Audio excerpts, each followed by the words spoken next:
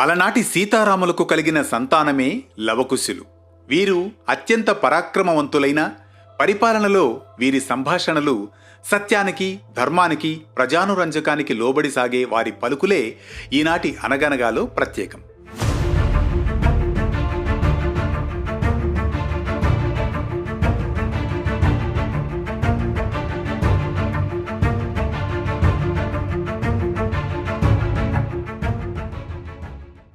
అనగనగా త్రేతాయుగంలోని రామాయణ కాలమది. దీని ప్రకారం రామరాజ్యంలో జరిగిన ఓ అపవాదు కారణంగా సీతను అయోధ్య రాజ్యం నుండి రాముడు బహిష్కరిస్తారు. తామసా నది ఒడ్డున ఉన్న వాల్మీకి మహర్షి ఆశ్రమంలో ఆమె ఆశ్రయం పొందుతుంది. ఈ ఆశ్రమంలో లవుడు, కుశుడు జన్మిస్తారు. లవకుశలు వాల్మీకి ఆశ్రమంలో పెరిగి ఆ మహర్షి నుండి పలు విద్యలను, సైనిక నైపుణ్యాలపై శిక్షణ అభ్యసిస్తారు. వారు పరాక్రమశూరులు. ఆ సమయంలో జరిగే లవకుశుల సంభాషణ ఇదిగో ఇలా సాగుతుంది. ఆశ్రమంలోకి ప్రవేశించిన గుర్రాన్ని చూస్తూ లవుడు కుశతో ఈ విధంగా అంటాడు. కుశ, చూడు ఓ పట్టు, పువ్వుల కంకణం ధరించిన గుర్రం మన వైపు పరిగెత్తుకుంటూ వస్తోంది. లవా, అది యాదృచ్ఛికం కాదు. ఈ గుర్రం అశ్వమేధ యాగానికి సంబంధించి ఉండొచ్చు. చూడు, దీనిమీద శ్రీరాముని ముద్ర ఉంది. ఆహా, శ్రీరాముడు అంటే అయోధ్యాధిపతి. మన తల్లి ఎప్పుడూ ఆయన గురించే అన్నదే గుర్తుకు వస్తోంది. కానీ ఈ గుర్రం మన ఆశ్రమం వైపు ఎందుకు వస్తోందో అర్థం కావడం లేదు. అశ్వమేధయాగంలో గుర్రాన్ని వదిలిపెడతారు. దాన్ని అడ్డగించిన వారు రాజుకు సవాల్ విసిరినట్లే. ఇది ధర్మానికి పరీక్ష. మన గురువు వాల్మీకి మహర్షి చెప్పారు, అసత్యాన్ని నమ్మవద్దు, అన్యాయాన్ని ఊరక చూడవద్దు అని. గుర్తుందా? కానీ కుశ, ఈ యాగం శ్రీరాముని పౌరధర్మానికి భాగమే అయినా తల్లి సీతమ్మను అన్యాయంగా విడిచిపెట్టాడు ఆ శ్రీరాముడు. మనకు ఇదే అవకాశం. అవును, ఇది మన కోసం కాదు, సత్యం కోసం. ఈ గుర్రాన్ని వదిలితే అది అన్యాయానికి మౌన సమ్మతమవుతుంది. ధర్మానికి వయసు లేదు, రాజ్యాధికారం లేదు. మనం నిలబడాల్సిందే లవా. నిజమే కుశ, ఎవరు పంపినా సరే, రాముడైనా సేనాధిపతి అయినా ఈ గుర్రం మన ఆశ్రమంలో అడుగుపెట్టినంత మాత్రాన ఎవరిని మనం క్షమించలేం. ఈ గుర్రాన్ని అడ్డుకుంటాం. అప్పుడు కుశుడు, మనలో శక్తి ఉంది, మన ధర్మం మన చేతుల్లో ఉంది. బాలలమని ఎవరూ తక్కువ అంచనా వేయకుండా రాముని సైన్యానికి ఒక సందేశం పంపుదాం. ధర్మం ముందు ఎవ్వరూ పెద్దవారు కాదు అని అంటారు.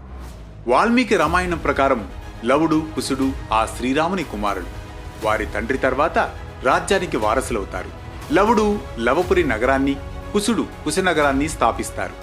లవపురి నగరం ప్రస్తుతం పాకిస్తాన్లోని లాహోర్లోను, కుశనగరం కసూర్గాను కోసల రాజ్యంగా ప్రస్తుతం ఉత్తరప్రదేశ్ రాష్ట్రంలోని అవధ్ ప్రాంతంలో ఉంది. లవకుశులు వరుసగా లవపురి, కుశపతి నగరాలను స్థాపించారు. లవపురి స్థాపన సందర్భంలో లవుడు రాజ్యాభిషేకం సమయంలో ప్రజలతో ఇలా సంభాషిస్తాడు. ఈ పవిత్రమైన భూమిని నేను నేడు లవపురిగా స్థాపిస్తున్నాను. ఇది న్యాయం మీద నిలిచిన రాజ్యం, ప్రేమను ప్రతిఫలించే పట్టణమవుతుంది. పితామహుడు శ్రీరాముని ఆదర్శాలను పునాదులుగా నిలిపి ప్రజల శ్రేయస్సే నా ధ్యేయంగా సాగుతాను. ఇదిగో, ఇది ఒక మార్గదర్శక రాజధాని అవుతుంది అంటాడు లవుడు. అదేవిధంగా లవపురి అభివృద్ధిపై సభలో లవుడు ప్రజలతో ఇలా అంటాడు. లవపురి వాసులారా, మీరు నా కుటుంబం. మీ అవసరాలే నా ఆజ్ఞలు. మీరు సుఖంగా ఉండాలనేదే నా ప్రతి నియమం. ఈ పట్టణం శక్తి, సౌందర్యం, శాంతి యొక్క ప్రతీకగా వికసించాలి. మీకు నిత్య సేవలో ఉండడమే నాకు గర్వకారణం.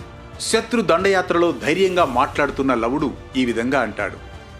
ఈ లవపురి నేలపైన శత్రువుల పాదం పడనివ్వం. ఇది నా జన్మభూమి, ఇది నా గర్వం. ధర్మం కోసం, ప్రజల రక్షణ కోసం నేను నా ఆయుధం ఎత్తుతాను. జయం దైవానిది, ధైర్యం మనది. లవపురి గురించి తన సోదరుడు కుశుడితో లవుడు ఈ విధంగా అంటాడు. కుశ, ఈ నదీ కనారాలు, ఈ రాజప్రాసాదాలు చూడు. ఇవన్నీ మన కలల ఫలితం. ఇది కేవలం రాజధాని కాదు, మన మాతృభూమి పట్ల మన ప్రేమకు నిదర్శనం. అక్షరాల ప్రేమతో నిర్మించిన పట్టణం ఇది. ఇక కోసల రాజ్యం ప్రస్తుతం ఉత్తరప్రదేశ్ రాష్ట్రంలోని అవధ్ ప్రాంతంలో ఉంది. అయోధ్య కోసల రాజ్యానికి రాజధానిగా ఉండేది. ఇది కూడా ఉత్తరప్రదేశ్లోనే ఉంది. పురాతన కాలంలో కోసల రాజ్యం ఉత్తర భారతదేశంలో ఒక ముఖ్యమైన రాజ్యంగా ఉండేది. రామాయణంలో కోసల రాజ్యం, అయోధ్య నగరాల ప్రస్తావన మనకు కనిపిస్తుంది. రాముడు కోసల రాజ్యానికి చెందినవాడు. కోసల రాజ్యాన్ని ఇక్ష్వాకు వంశానికి చెందిన రాజులు పాలించారు. దక్షిణ నేపాల్లోని లుంబిని కూడా కోసల రాజ్యానికి చెందిన ప్రాంతంగా భావిస్తారు. ఇలా లవకుశులిరువురూ పరాక్రమవంతులైన, సత్యానికి ధర్మానికి బద్ధులై నడుచుకున్నారనే వాస్తవాన్ని ఈ సంభాషణ ప్రతిధ్వనిస్తుంది. మరో ఆసక్తికరమైన విశిష్ట కథనంతో మళ్ళీ కలుద్దాం. అనగనగా అంటూ